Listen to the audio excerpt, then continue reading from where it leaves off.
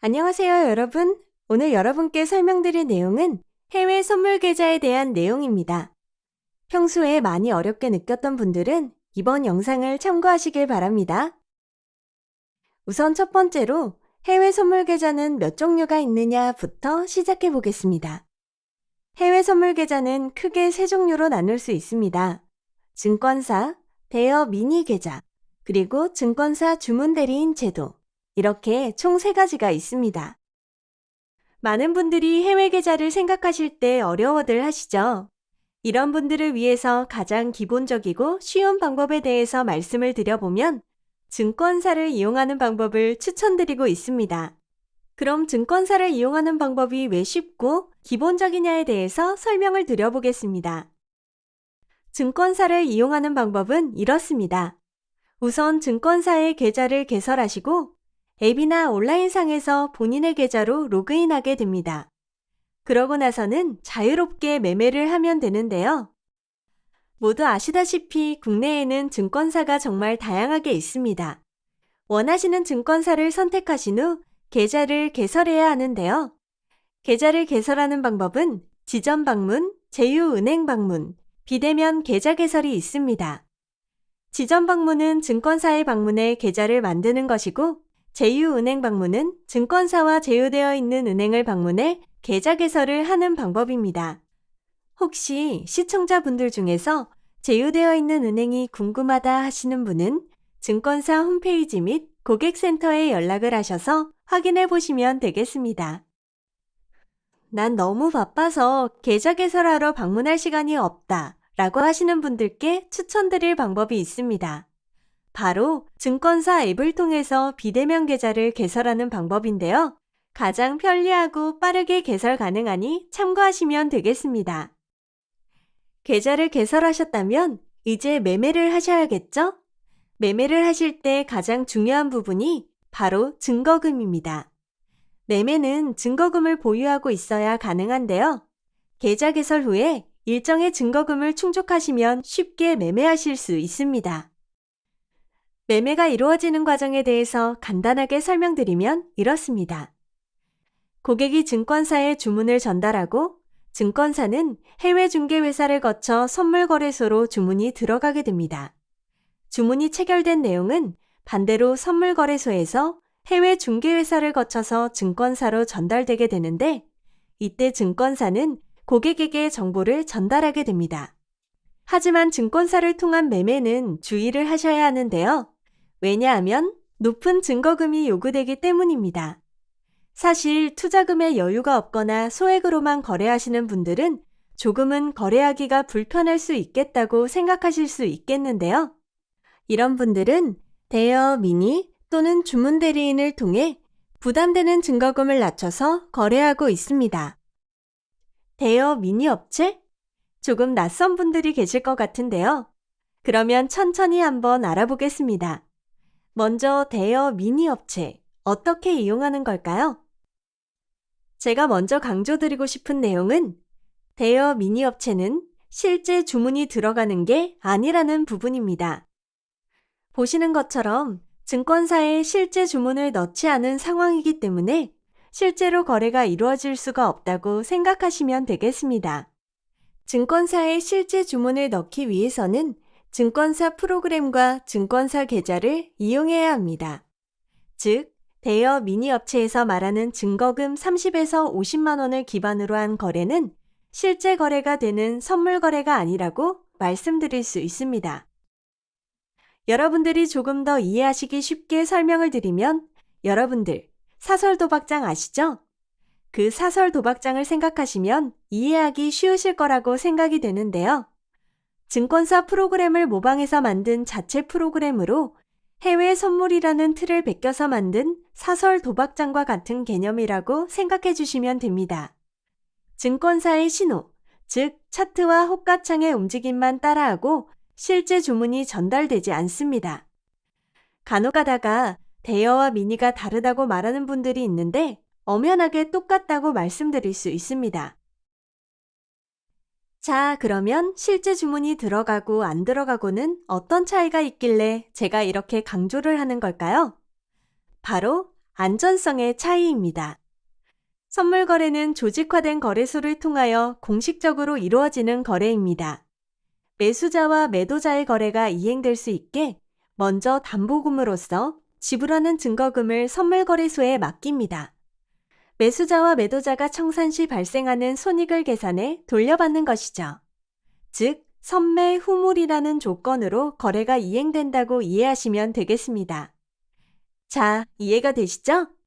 이는 선물거래소에서 책임을 지고 있기 때문에 안전한 거래가 가능하다고 말씀드릴 수 있겠네요.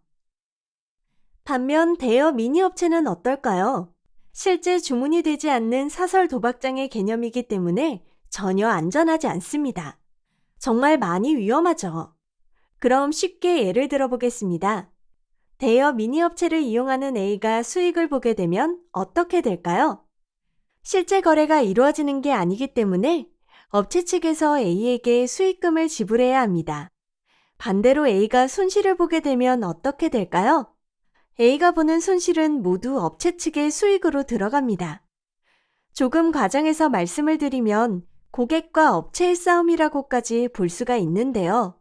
게임 운영진과 다름없는 업체를 고객이 이길 확률은 얼마나 될까요? 네, 그렇죠. 거의 없다고 볼 수 있습니다. 간혹 수익을 보시는 분들도 물론 있습니다. 하지만 그렇더라도 공식적인 거래가 아닌 사설로 운영하기 때문에 쉽게 먹튀를 당하는 사례가 많다는 거 알고 계셨나요? 업체명만 바꿔 다시 운영하면 되는 쉬운 조건 때문에 대여 미니에서는 크게 손해를 보는 게 없게 되는 겁니다. 어떠세요, 여러분? 대여 미니 업체 이용하시면 안 되겠죠? 많은 분들이 이런 사실을 잘 모르시고 대여 미니를 이용하고 계십니다. 이런 분들께 안전하고 소액으로 투자할 수 있는 방법을 말씀드리면 바로 선물거래소에서 실제 주문이 들어가는 주문대리인 제도를 제안드립니다. 주문대리인을 쉽게 설명드리자면 A가 만들어 놓은 증권사 계좌를 합법적으로 B에게 이 계좌의 매매 권리를 드리는 방법입니다. 말 그대로 주문대리인을 만드는 거로 이해하시면 되겠습니다. 이 방법을 이용해서 실제 증권사에서 거래를 할 수 있고 주문대리인 제도를 활용해 투자금을 지원받아 법적으로 문제없이 소액으로 선물 거래를 할 수 있는 겁니다. 실제 증권사 계좌를 이용하기 때문에 해당 증권사 홈페이지에서 HTS, MTS 거래 프로그램을 직접 받아 로그인하셔서 거래하시면 됩니다. 그러면 주문대리인은 얼마나 지원이 가능할까 궁금하시죠? 간단하게 정답부터 말씀드리면 최소 50에서 95%까지 가능합니다. 현재 나스닥을 예로 들어보면 현재 나스닥의 증거금은 약 2,300만 원 정도로 하고 있습니다.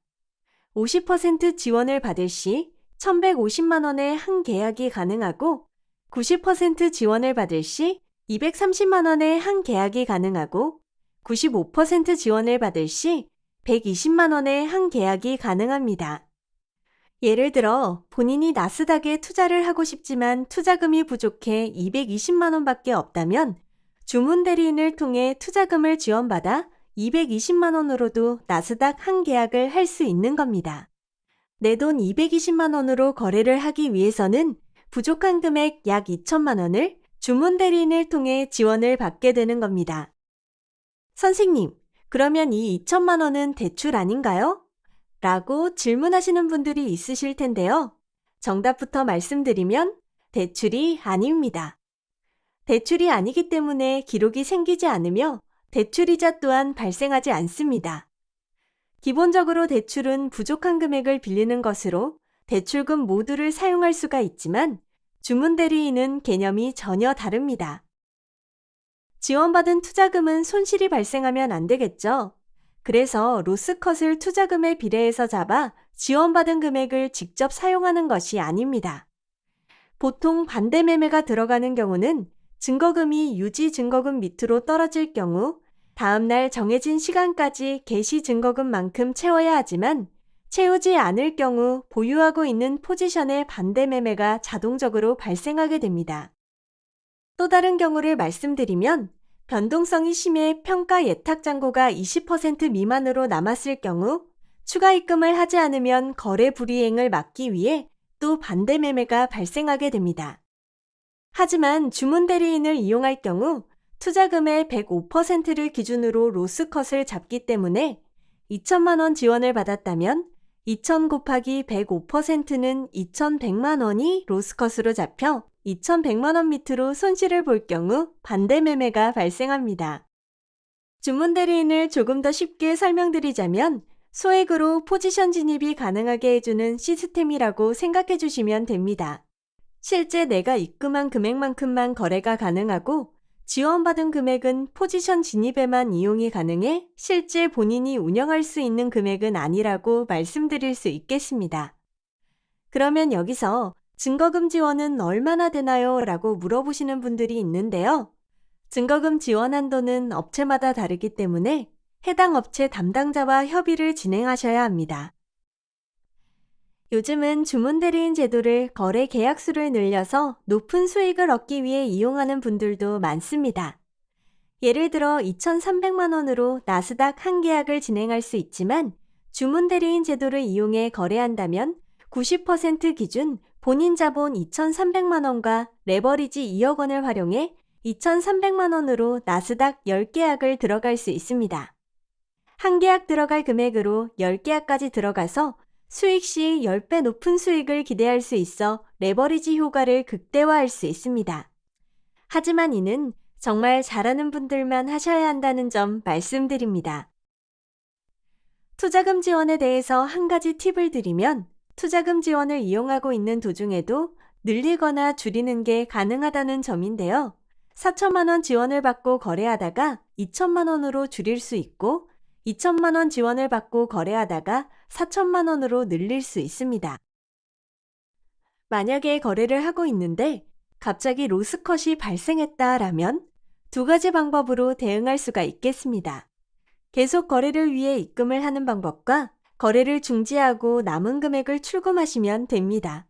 주문 대리인 제도는 이용 절차는 복잡하지 않기 때문에 당일 바로 이용할 수 있습니다.